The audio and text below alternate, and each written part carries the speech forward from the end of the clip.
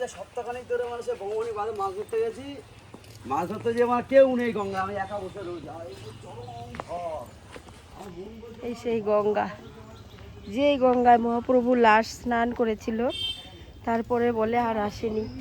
আর নিমার মা এখানে এসে কান্না করতো।